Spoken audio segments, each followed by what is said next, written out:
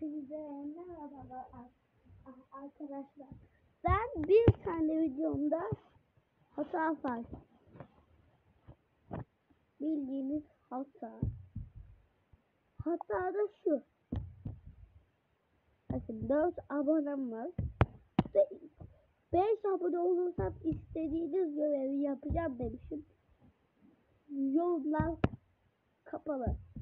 Ve buradaki videoda da yorumlar açık oldu.